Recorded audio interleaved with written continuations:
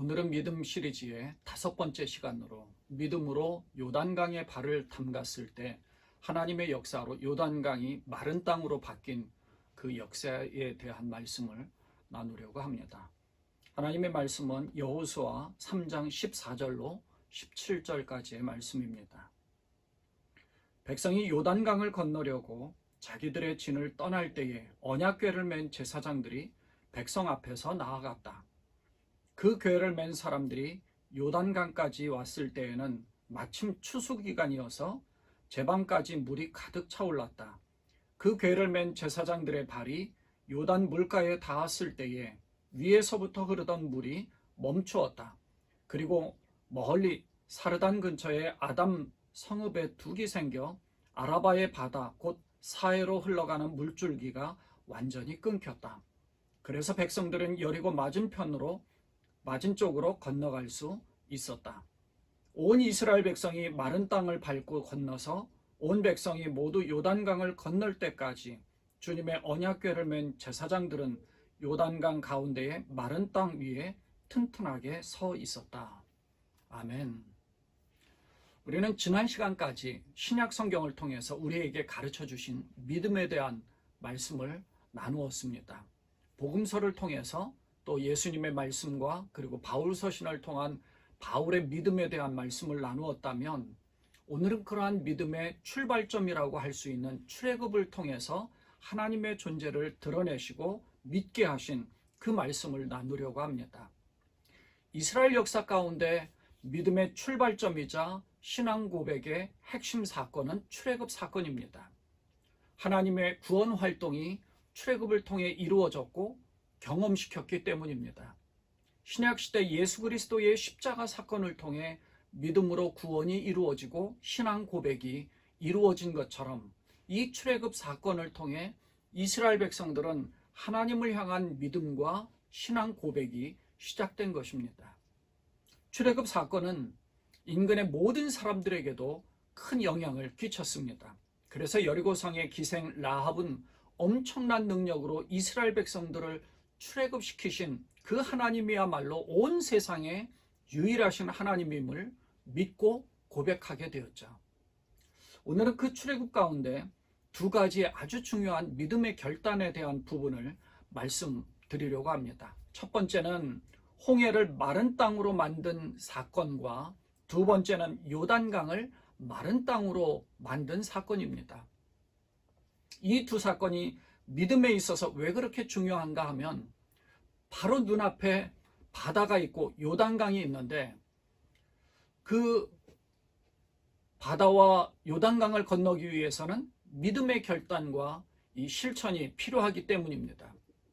그러니까 우리의 삶 가운데 믿음이 있다고 스스로 생각하고 살아가다가 아주 중요한 순간 혹은 위급한 상황에 처하게 될 때 믿음을 실천하는 사람, 믿음으로 그 삶을 살아가던 사람과 그렇지 않은 사람과는 아주 큰 차이가 있기 때문입니다. 그래서 로마서 10장 10절에 바울이 이렇게 이야기하죠. 사람은 마음으로 믿어서 의에 이르고 입으로 고백해서 구원에 이르게 됩니다. 그러니까 마음으로 믿는 것으로 끝나는 것이 아니라 입으로 시인하고 고백하는 그 단계까지 가야 한다는 것이죠. 그냥 마음으로 또 머릿속으로 지식적으로만 아는 것으로 믿음이 다가 아니라는 겁니다.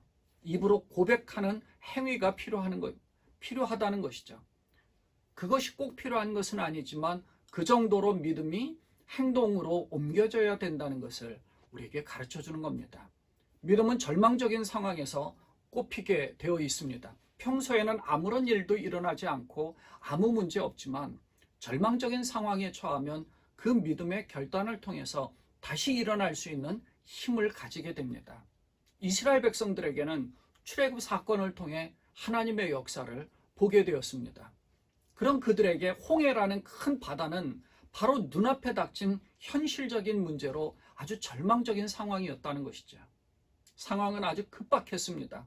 뒤에서는 세계 최강의 이집트 군대가 쫓아오고 있고 앞에는 홍해가 가로막혀 있기 때문입니다.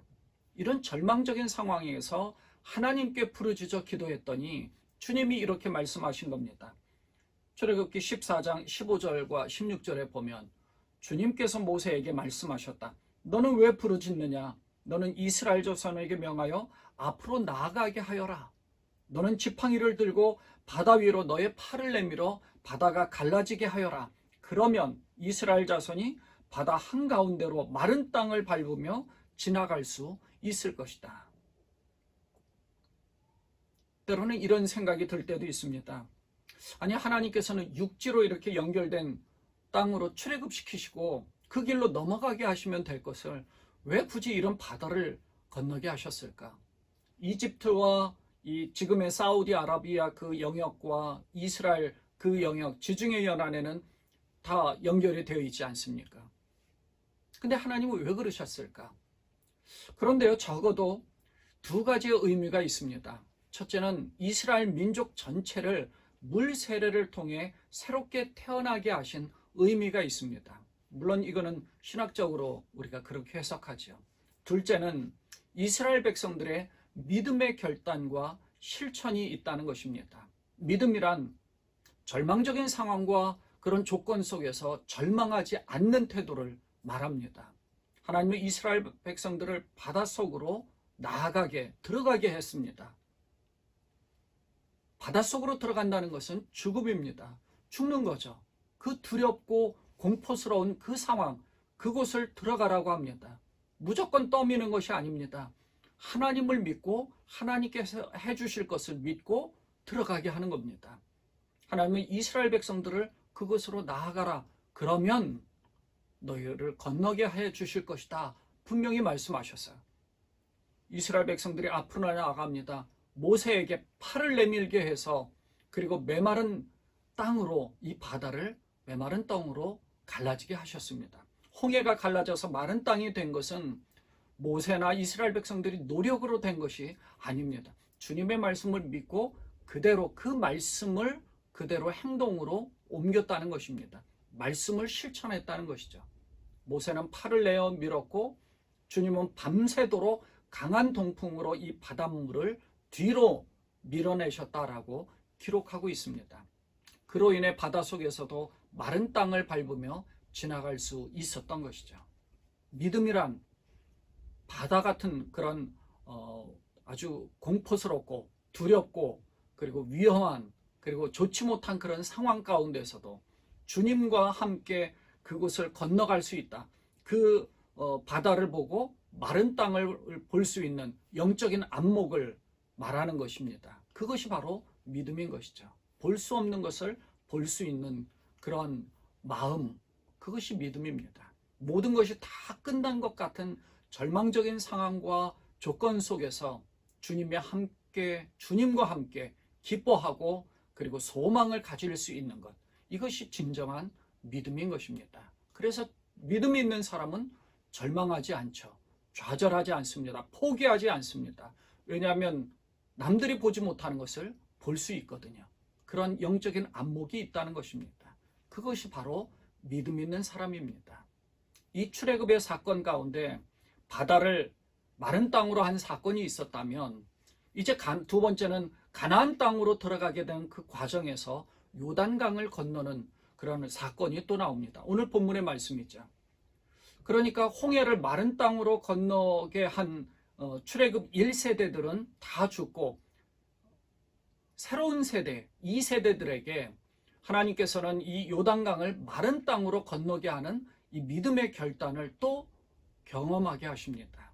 이 요단을 건널 때는 언약궤를 맨 제사장들이 제일 앞장서서 요단강에 발을 담그게 합니다. 이전에는 모세가 지팡이를 들고 그 손을 내어 밀매 밤새도록 바닷물이 물러가게 해서 홍해를 지나가게 했다면 이번에는 언약궤를 맨 제사장들이 요단강을 지나가게 한 것입니다. 이 언약궤라는 것은 전에도 말씀을 나누었지만 블레셋과의 전쟁에서 패배하니까 이 언약궤만 있으면 이길 수 있다고 생각하고 이스라엘 백성들은 장로들과 더불어서 그 실로에 있는 언약궤를 가져오게 하죠. 그 언약궤는 엘리의 두 아들 홈리와 비느하스가 같이 왔습니다. 근데 그 언약궤가 있음에도 불구하고 이스라엘은 이전보다도 더 대패하죠. 4,000명이 아니라 3만 명이 죽어버립니다. 언약궤는 블레셋에서 빼앗겨 버렸고 홈리와 비누아스도 죽어버립니다. 그 자리에서 죽었어요. 비극적인 거죠. 그러니까 언약궤 자체를 믿는 것이 믿음이 아닙니다. 언약궤는 하나님의 임재를 상징하고 하나님의 말씀을 상징하는데 그 언약궤를 통해 하나님을 보고 믿어야 했던 것입니다. 하나님의 말씀은 성경을 보고 우리는 성경을 믿는 것이 아니라 성경을 통해서 우리에게 말씀하신 하나님을 믿는 것입니다. 하나님의 말씀을 받아들이는 것이고 하나님의 말씀을 바라보고 들어야 된다는 것이죠. 그것이 영적인 안목과 영적인 귀가 열리는 것입니다. 요단강을 건널 때는 이 요단강에 언약궤를 먼저 밀어넣으라고 한 것이 아닙니다. 이전 같으면 아마 그랬을지도 모르죠. 그런데 언약궤를 메고 요단강에 발을 대는 믿음의 행위를 하도록 합니다. 언뜻 생각하면 물도 별로 없는 요단강이라고 생각할 수도 있는데요. 그래서 성경은 오늘 본문에 그때 당시를 설명하면서 마침 추수 기간이라고 했는데 그 절기는 물이 가득 차오르는 때라는 것을 분명히 가르쳐주고 있죠. 제방까지 물이 가득 차올랐다라고 기록하고 있거든요. 추수 기간은 보통 4월, 5월경인데 이때는 늦은 비가 내리는 시기로 헐몬산에 그 눈이 녹아서 이 요단강의 수위도 상당히 높아져 있는 때입니다. 늦은 비가 내려서 비가 가득 와가지고 거기에 물이 가득 차고 그것이 계속 흘러내려서 요단강을 따라서 흘러내려갔습니다. 그러니까 요단강이 헐몬산의 이슬로 갈릴리 호수에 이르게 하고 그 갈릴리 호수의 물줄기가 요단강으로 흘러 사해까지 내려가는데 어떤 곳은 넓은 곳도 있지만 어떤 곳은 폭이 작은 곳도 있습니다. 그런데 물이 가득 넘쳐 강둑에까지 물이 차올랐다라고 기록하고 있거든요. 어쩌면 홍해보다도 강 물줄기가 훨씬 더 세게 흘러내려가는 그런 상황이었는지도 모릅니다. 그러니까 이스라엘 1세대 백성들은 홍해를 건넜는데 2세대 백성들에게는 이 요단강을 건너는 믿음의 결단을 요구한 것입니다.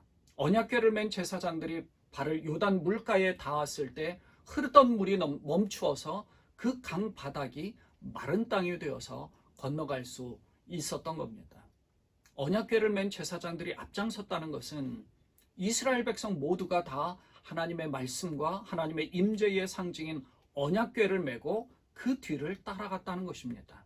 이때는 그들의 믿음이 하나님을 따라갔다, 하나님 말씀을 따라갔다, 하나님의 임재를 따라갔다, 그런 의미가 있는 것입니다. 그러니까 언약궤를 믿었던 그때 당시와 다르죠. 홈리와 비누아스가 있었고 블레셋과 전쟁이 있었던 그때 당시에 그런 모습이 아니라는 겁니다. 물론 그것은 이제 후대에 이르긴 하지요. 하나님의 임재와 하나님의 말씀을 믿고 믿음의 실천과 행동을 통해서 놀라운 하나님의 역사를 이스라엘 백성들은 경험하게 된 것입니다. 하나님은 명령하신 말씀을 항상 순종하고 실천하는 그 모습을 보고 싶어 하십니다. 이 세상을 살고 있는 우리는 홍해나 요단강이 눈앞에 닥치고 있는 그런 상황과 별반 다를 바 없는 그런 인생을 살고 있습니다. 그런 가운데 하나님을 믿고 그 믿음 안에서 하나님의 역사하심을 바라보아야 합니다. 마른 땅은 저절로 되지 않습니다. 우리가 기도하고 아무것도 안 하고 그냥 있는다고 해서 그 마른 땅으로 쫙 변화되는 것이 절대 아닙니다. 하나님이 자동으로 말씀으로 해주신 것도 아닙니다. 하나님 말씀을 믿고 그 말씀 의지에서 발을 내딛는 것입니다. 믿음은 머리로 아는 문제가 아니라 순종함으로 실천할 때 경험할 수 있는 겁니다. 믿음을 행동으로 옮길 때 비로소 하나님의 역사가 크게 드러나게 된 것입니다. 이스라엘 1세대들은 홍해를 건넌 경험이 있었음에도 불구하고 광야 여정 가운데서 결국 실패했습니다.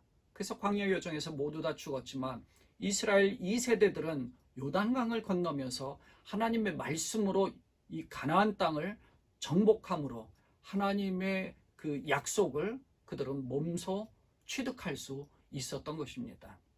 하나님의 말씀과 같은 언약궤를 메고 믿음으로 요단강에 발을 내딛는 그 믿음은 제사장들에게만 해당되는 것이 아니라 우리 모두에게도 해당이 됩니다. 베드로전서 2장 9절에 보면 베드로는 이렇게 말씀합니다.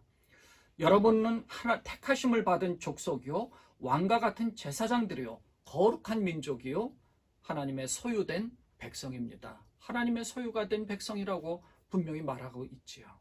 하나님의 택함 받은 족속, 왕과 같은 제사장들, 거룩한 민족, 하나님의 소유된 백성, 왕 같은 제사장으로서 하나님의 말씀을 굳게 붙잡고 그 말씀을 따라갈 때 험난하고 두려운 요단강과 같은 곳은 이 발을 내디딜 때 그것이 마른 땅이 되어버린 것처럼 그것을 실천하는 것이 바로 우리의 참 신앙인의 모습인 것입니다. 그러한 믿음의 실천이 있을 때 주께서 홍해를 마른 땅으로 또 요단강을 마른 땅으로 만들어 주시듯 우리의 두렵고 고통스러운 모든 상황도 이겨낼 수 있게 해 주실 것입니다.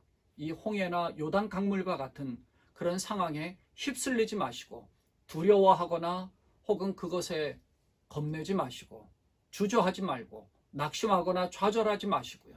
그 상황을 이겨내고 발을 내디딜 수 있는 그러한 믿음을 가질 뿐만 아니라 요단강을 마른 땅으로 바라볼 수 있는 그 요단강의 겉을 보는 것이 아니라 하나님과 함께하면 그것이 마른 땅이 될 수 있다는 것을 바라볼 수 있는 영적인 안목을 가지시는 그런 여러분 되시기를 주님의 이름으로 간절히 축원합니다.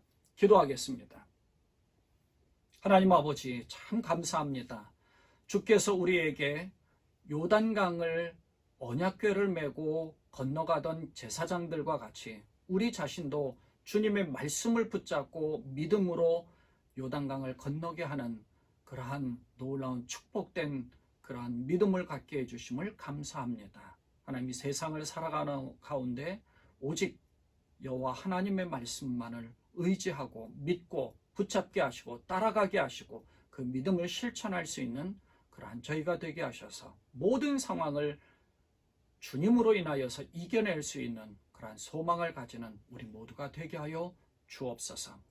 주께서 우리와 함께하여 주시사 모든 어려운 문제들을 이겨낼 수 있도록 함께하시고 도와주시기를 원하옵고 우리 주님 예수님의 이름으로 간절히 기도드리옵나이다. 아멘.